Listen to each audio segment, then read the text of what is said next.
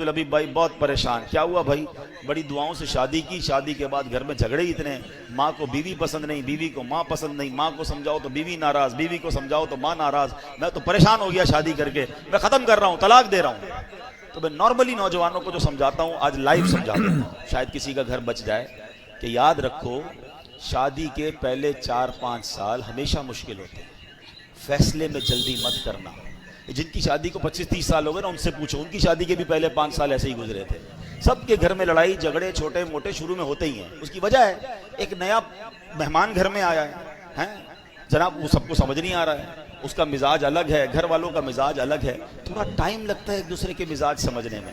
اللہ پاک بعد میں اولاد دے دیتا ہے, فیملی اولاد میں بیزی ہو جاتی ہے, گھر والوں کو بھی لگ پتہ جاتا ہے واپس جانا نہیں ہے, اس نے یہ آ گئی ہے تو یہی بہو بنے گی, تو ماں بھی سمجھ جاتی ہے, بیوی بھی سمجھ جاتی ہے, اور پھر گاڑی چل پڑتی ہے. شادی کا اصل سکون جو ہے نا وہ 5-7 سال بعد ہی ملتا ہے. ٹھیک ہے میرے نوجوانوں, جلدی نہ کیا کرو, یہ فیصلہ کر, یہ عورتیں بھی بہت کر, لڑکیاں بھی بہت کر رہی ہیں. ادھر شادی ہوئی 6 مہینے بعد اپنے ابو کو کہنا شروع کر دیا, میں نے نہیں رہنا اس گھر میں, میری ساس ایسی ہے, میری نند ایسی ہے, میرا شوہر ایسا ہے, مجھے طلاق چاہیے. اور ابا بھی کہتا لے لو طلاق. اللہ کے بندوں, طلاق کے بعد عورت ہی پھنستی ہے. اس بیچاری کو دوبارہ رشتہ اتنا آسانی سے نہیں ملتا. اس کو بعد میں اپنے گھر میں بھی لوگ اجنبی سمجھتے ہیں. پتہ نہیں کیوں نہیں سمجھ رہی ہیں میری بہنیں. 2 بچے لے کر چلی گئی گھر میں کہ میں طلاق لے کر جاؤں گی, میرا ابا مجھے رکھے گا. ابو کب تک رکھے گا؟ ابو کا انتقال ہو گیا, پھر تمہیں کیا تمہارے بھائی سنبھالیں گے جن کی اپنی شادیاں ہو گئی ہیں؟ اتنی جلدی کر رہے ہیں لوگ طلاق میں, اتنا جلدی فیصلہ, ٹائم لگتا ہے. یہ رشتہ 2-4 سال کا نہیں ہے, یہ زندگی بھر کا رشتہ ہے. اللہ کرے یہ جنتوں تک کا رشتہ بن جائے.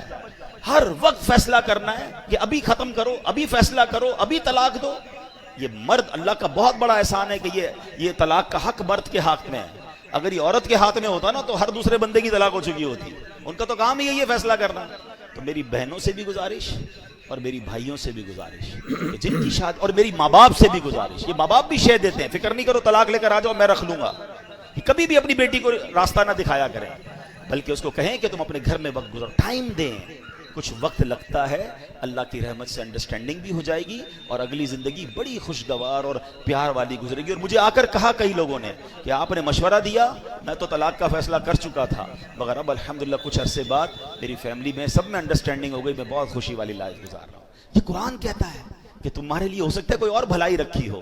تو خدا را یہ فیملی, یہ رشتہ, یہ کوئی ایسا رشتہ نہیں کہ آج بناؤ کل توڑ دو. اس کو چلائیں, اس کو وقت دیں. اللہ نے آگے بھلائی رکھی ہوگی, اللہ نے آگے خیر رکھی ہوگی.